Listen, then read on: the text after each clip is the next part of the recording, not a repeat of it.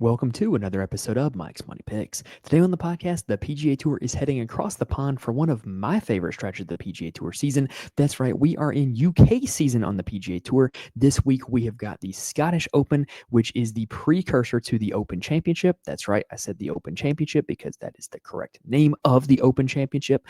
But today we are dealing with the Scottish Open, the first tournament in the PGA Tour's UK stretch. And we're going to tell you everything you need to know about the Scottish Open. We're going to break down the course itself and why I love this course in this event. And then we're going to take a look at the board and see if we can identify some of our favorite picks and plays for DFS betting and one and done here this week. And we're going to do it all in 30 minutes or less, guaranteed. We've got the quickest, most succinct breakdown. That's also a comprehensive breakdown of every PGA Tour event. That is our goal here, is to do it in a way that you can digest it and know everything you need to in 30 minutes and hopefully help you guys pick some winners along the way.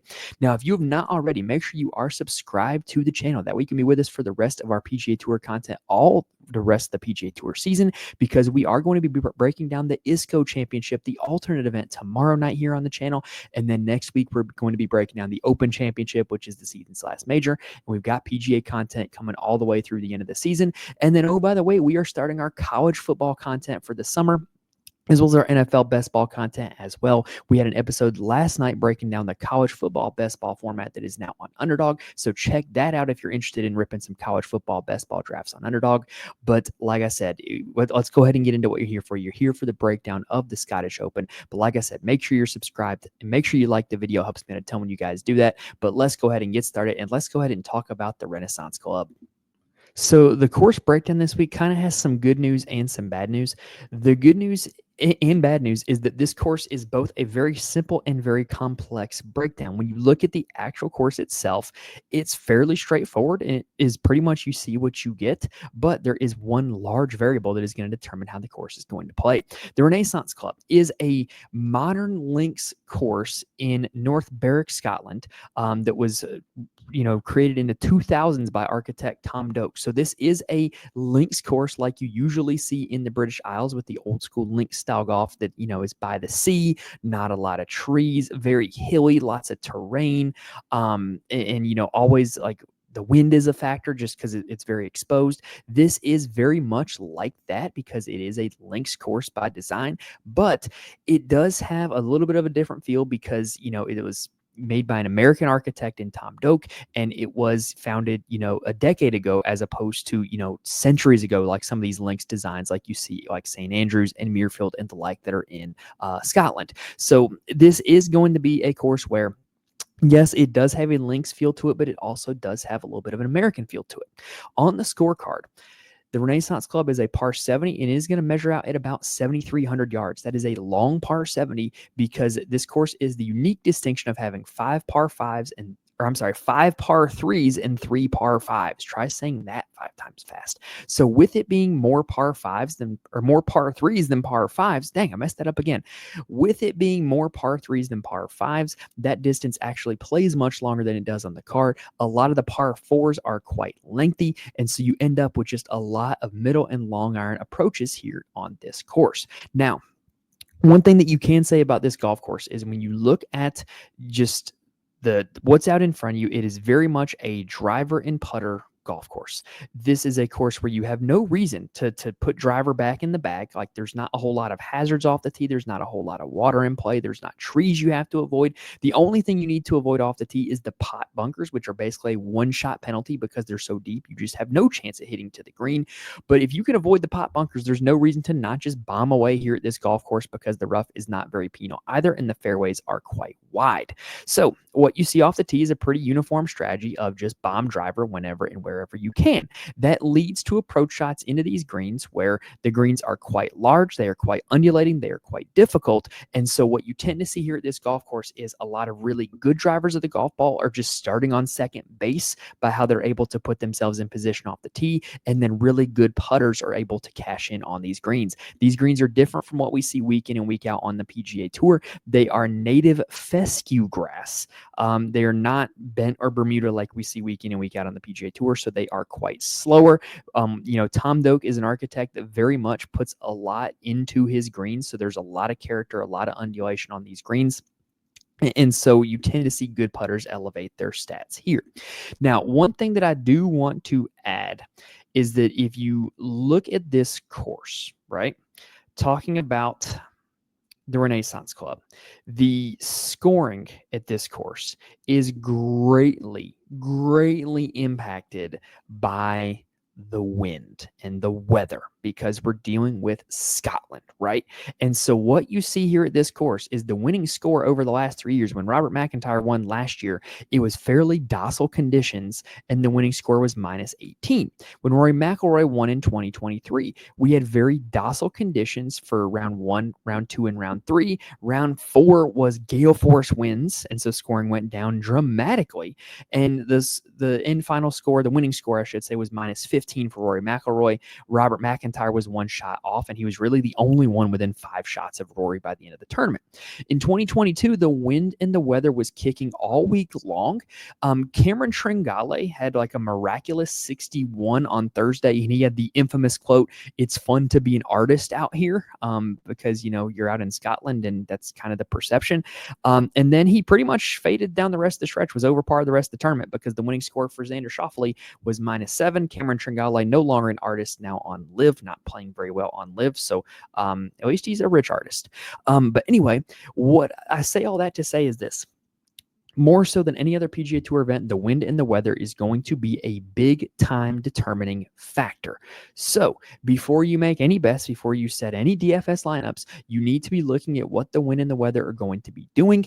In the year that Rory won, where there was gale force winds on Sunday, I was in the Fantasy Corner Discord telling everybody who would listen to me, hey, play all the overs on strokes, all the overs on bogeys for this round because nobody's going to be scoring and the rounds are not set correctly, right? Now, sportsbooks have gotten a little smarter about that, but the round is going to play dramatically different and the tournament is going to play dramatically different based off of how the weather turns out. That's just what you've got for this week and next week when we're across the pond. So it's something that you're going to need to pay attention to. As of right now, I'm recording this on Monday night. The weather looks like it's going to be quite windy, but fair conditions on Thursday and then quite docile the rest of the week. So we may see a winning score that gets somewhere around the minus 18 of McIntyre or the minus 15 of McIlroy.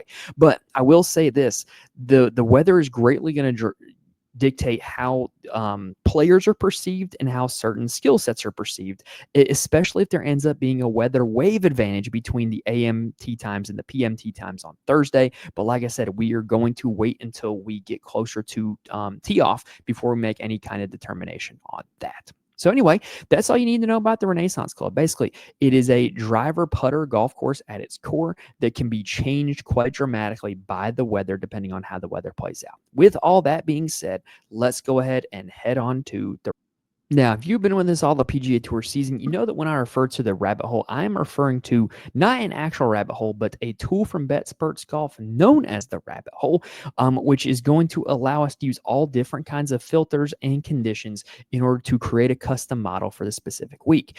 Now, this week, I will say more than others, this is not a week to base everything off of the model. And there's 2 reasons why. One, the model is going to be dictated off of the weather. If the weather looks on Wednesday like it's going to be very docile, then I'm going to include more scoring stats like birdie or better, performance in easy conditions. And if the weather ends up being more treacherous over the course of the week, then I'm going to look at more difficult scoring stats. I'm going to look at bogey avoidance. I'm going to look at performance from the rough because obviously the driving accuracy would go way, way down.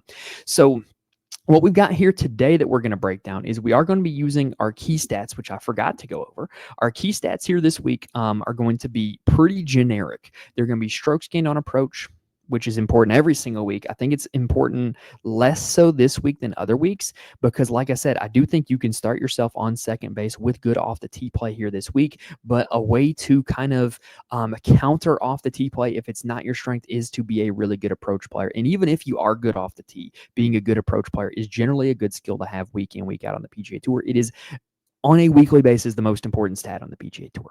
Then I want to also look at strokes gained putting. If you have the ability to weed out specific conditions, putting on slow greens, putting on native grass, putting across the pond, I should say, putting in Great Britain, Ireland is also something you can look at. But I also want to look at performance in windy conditions and performance in the British Isles. My comp courses for this week are all links courses, so basically all the Open Championship venues. There's some podcasts out there that are going to go diving into, oh, this one fits it more than that one. St. Andrews is a better fit than Royal Troon. Yeah, fine, whatever. Like all of the British Open courses, or the Open Championship courses, I should say, are links courses that have a little bit of correlation to this one. I think you can look at them a little bit. Links course success tends to carry over here at this event. Now, in terms of the stateside comps, I think there's some very simple ones, right?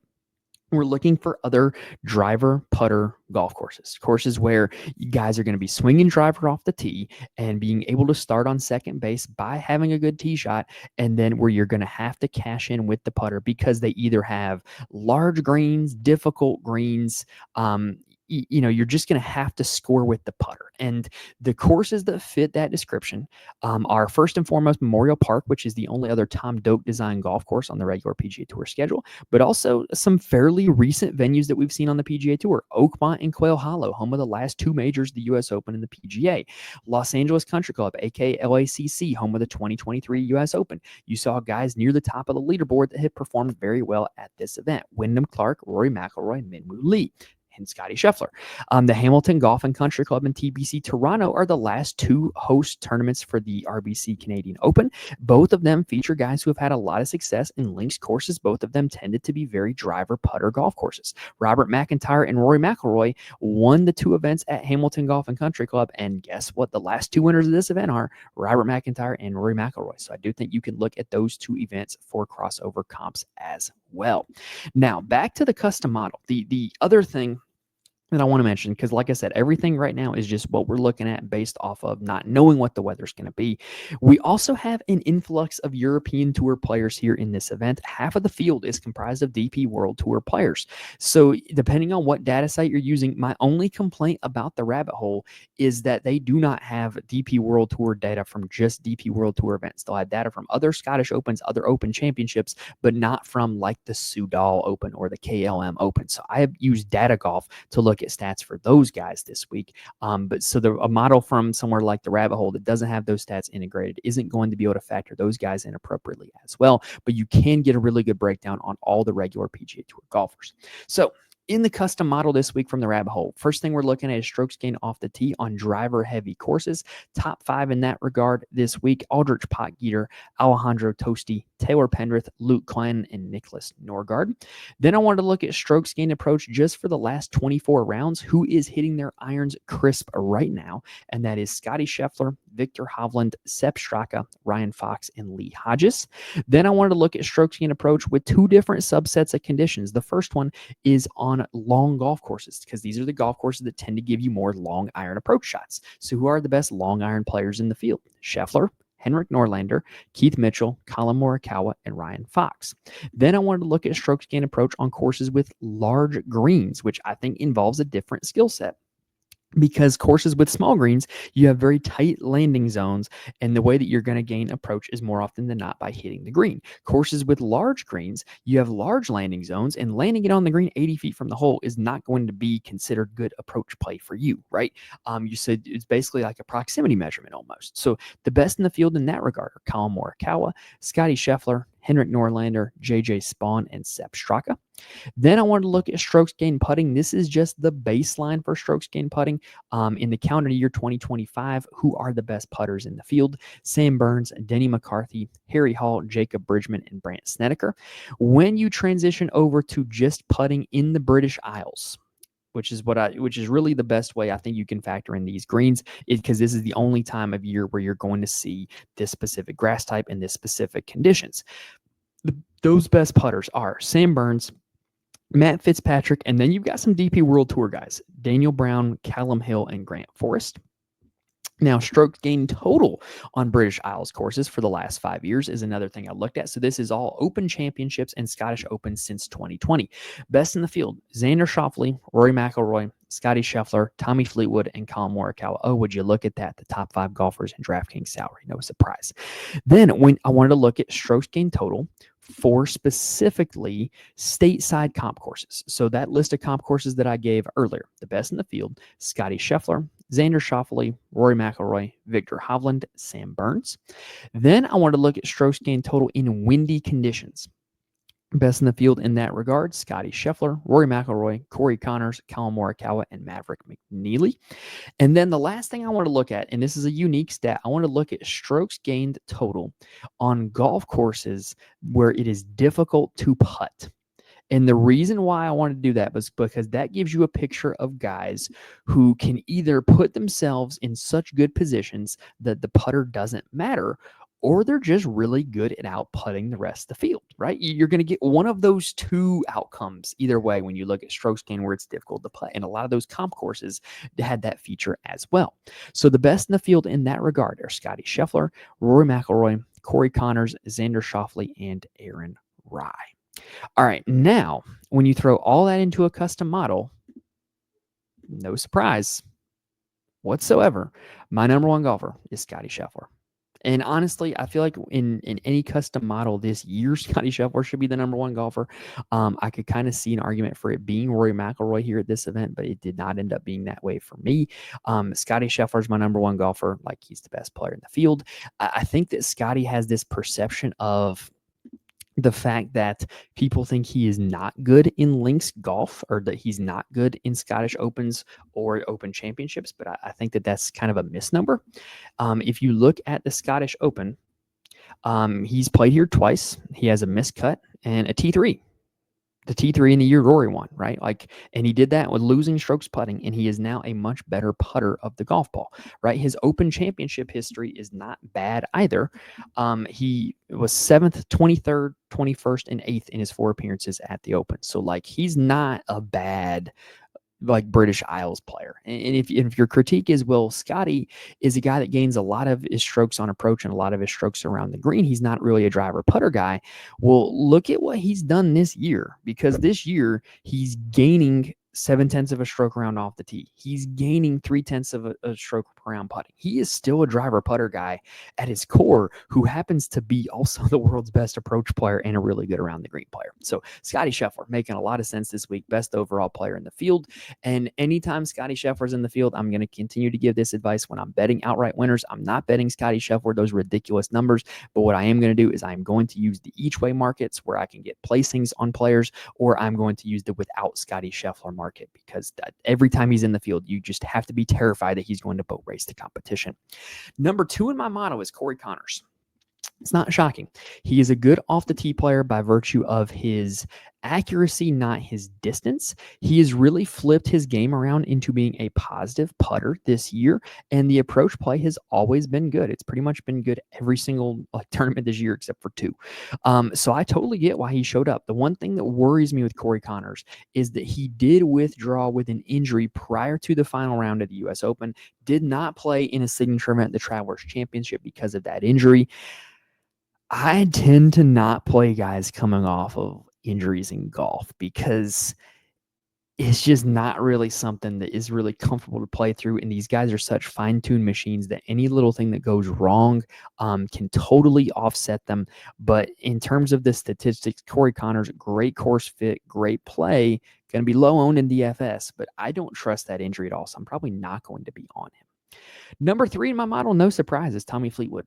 Just generally good British Isles player. Don't really have a whole lot to add. He's playing good golf. He's not a guy that I generally play a whole lot of DFS or that I ever bet on, but he's in as good a position as he's ever going to be in to pick up a win on the PGA Tour. Number 4, Robert McIntyre, defending champion of this event. Great performance at the comp courses. And oh, by the way, is playing some deceptively really good golf.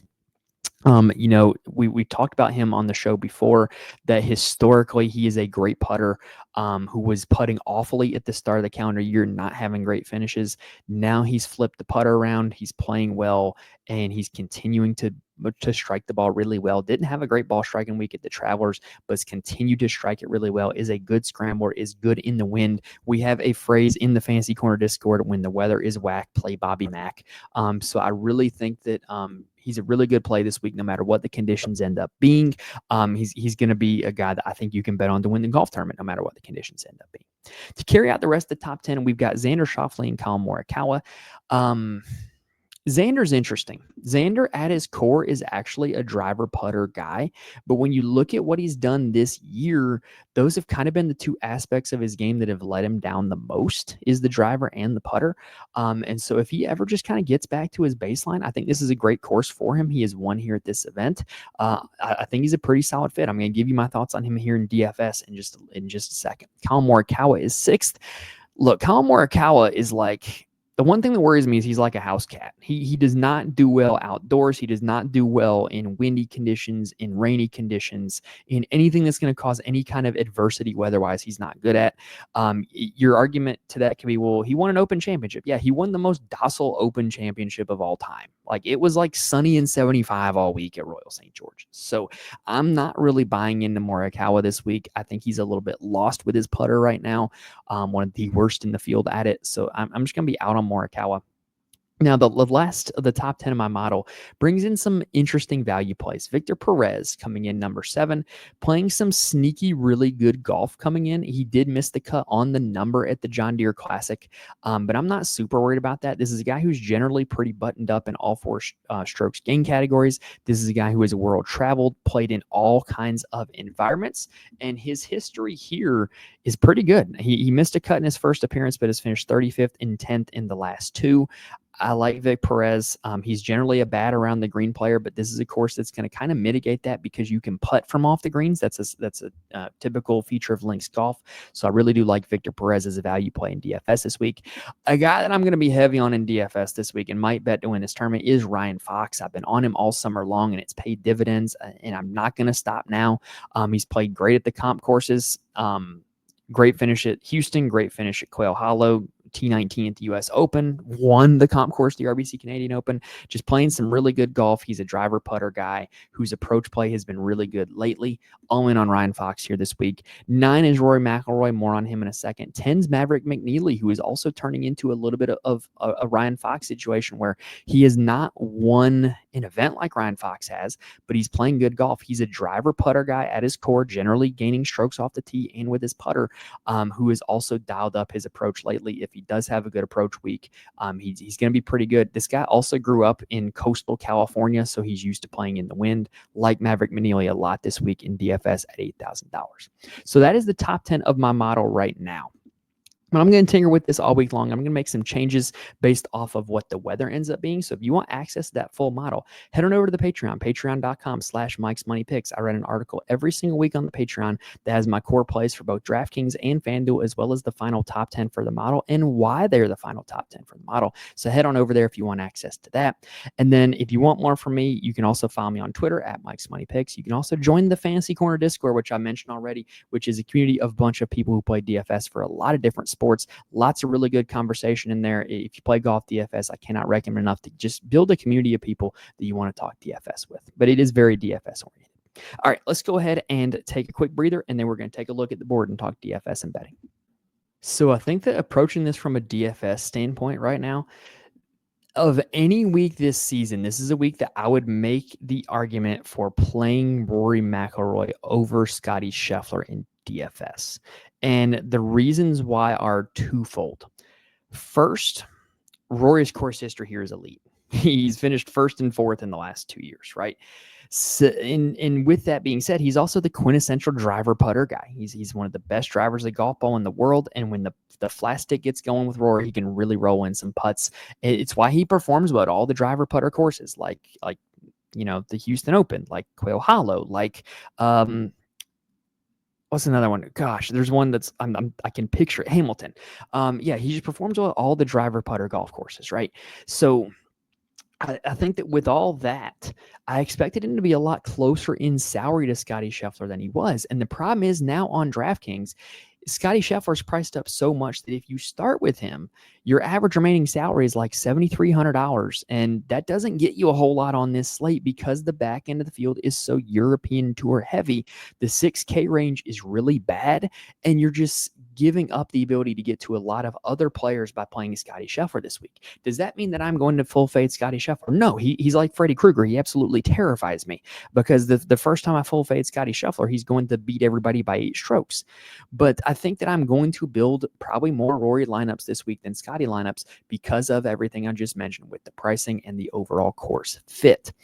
Now, from there, if you're going to fade both of them, because I don't think you want to play one of those 2 top guys and then another one from this tier, I do think you can get 2 of kind of the tier below from Xander to everybody else.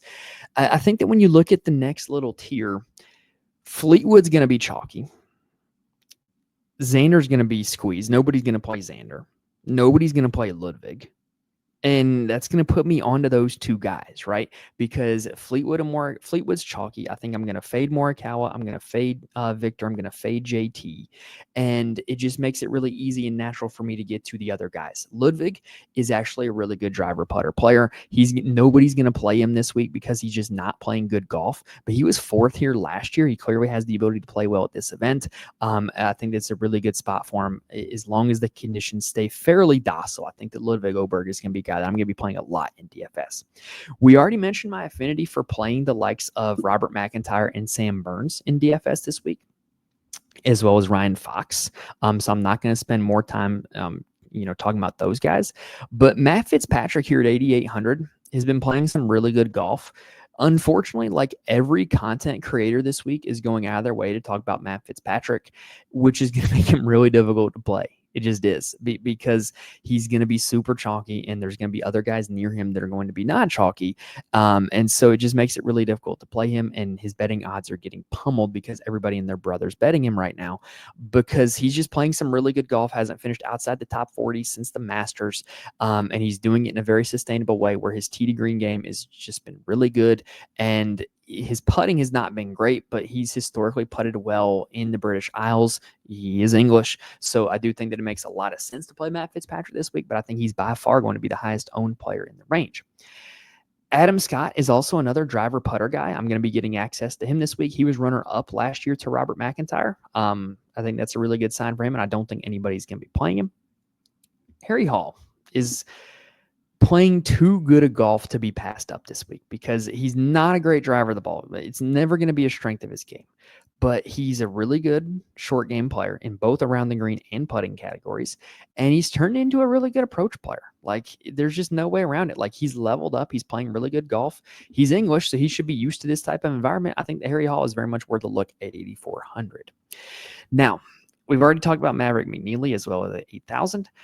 I think there's so many players from McIntyre to McNeely that I want to get access to that I'm going to build a few lineups that like start there and just are like super balanced build because I think this is a week where there's going to be a lot of variance. So much random things can happen that I think it makes a lot of sense to, if you're going to play some Rory and Scotty lineups, try out a few balanced builds as well, because this is an event where just chaos can happen. And if somebody gets caught on the wrong side of the weather wave or just gets really unlucky with some pot bunkers, you could see a random miscut or you could see a random winner even. So I do think that this is a week where I'm going to try out some different things with some builds in DraftKings, and I'm going to start with some balanced builds with the likes of like a Robert McIntyre and Sam Burns and get a lot of those 8K players.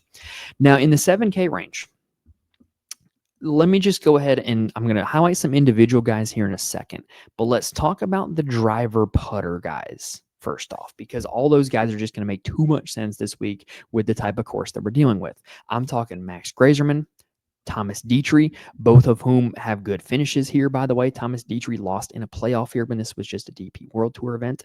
Rasmus Niergaard Pedersen, Nikolai Højgaard, Sam Stevens, and I think Sam Stevens is probably the sneakiest play of all those guys. Those are your driver putter guys here in this range. So I'm going to be playing some of them.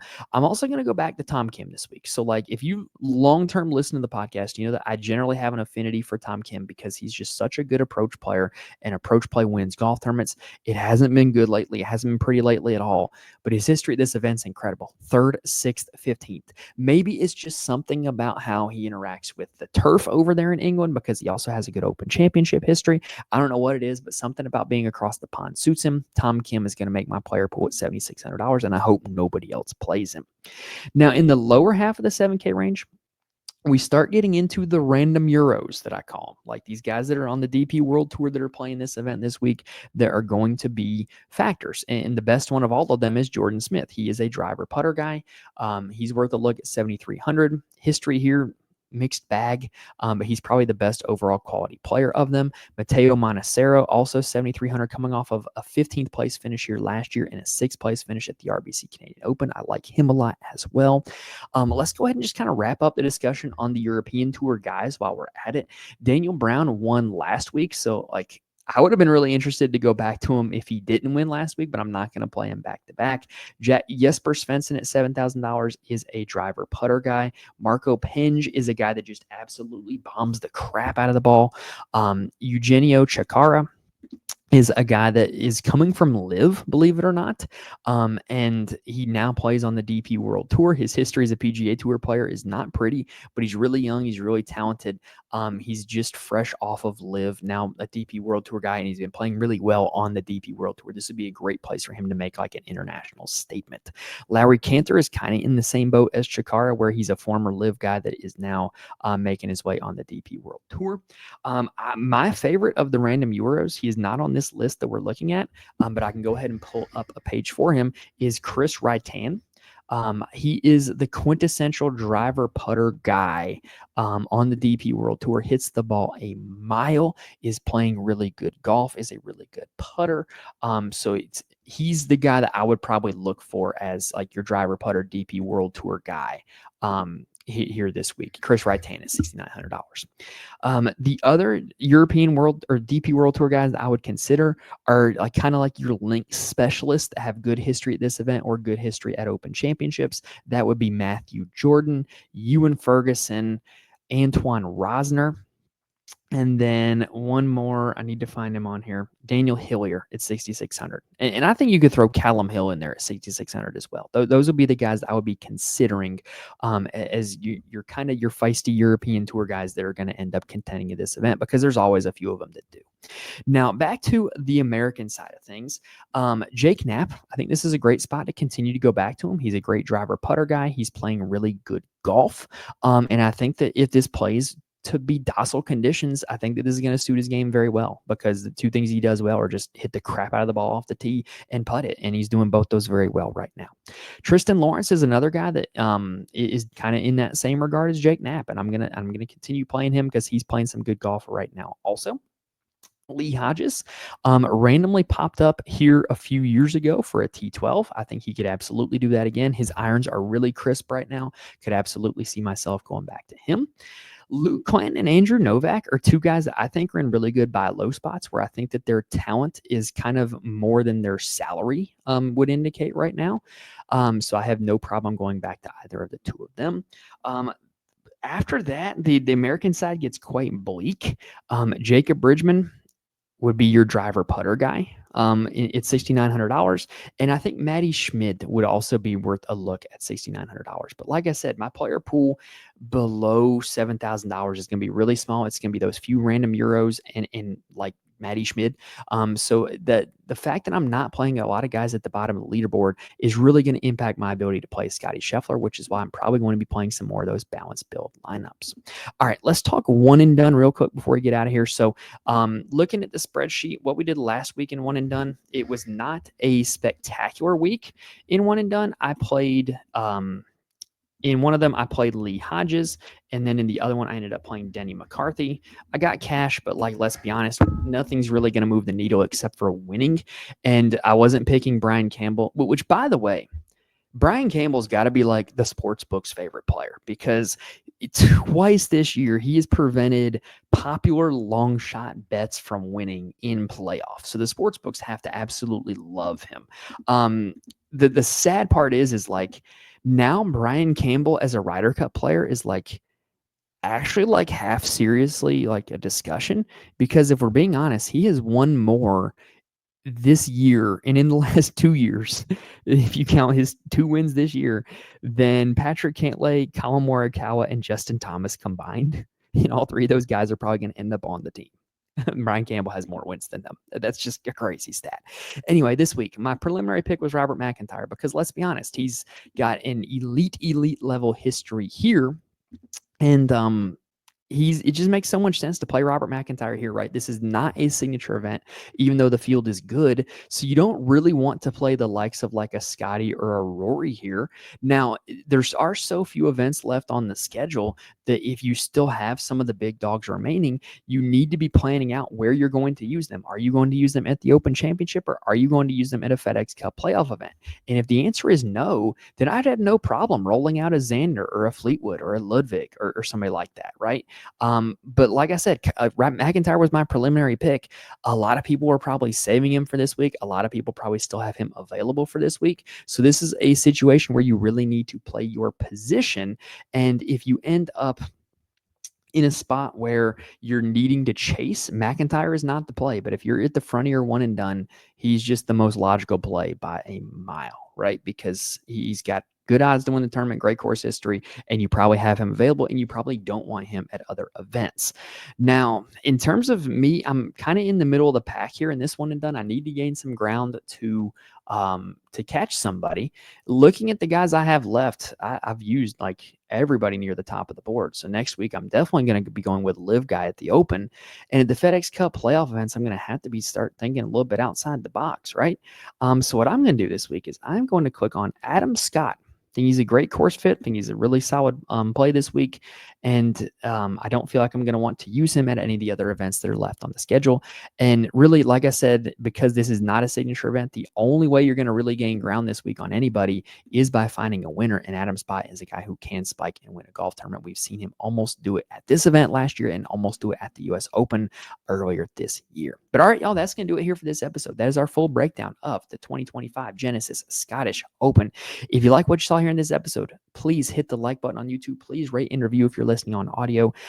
Every time you do that, it helps me out a ton. I cannot stress enough how much I appreciate it. This is a big next 2 weeks for us because we are going to be covering the Open Championship next week, which is a major. We always get more views, more likes, more attention for majors. So help spread the word. Help hit that like button. Help tell people about this podcast and this content, and hopefully we'll help you guys find some winners. We're closing in on our goal of 1,000 subscribers. We have 991 right now. We only need 9 more.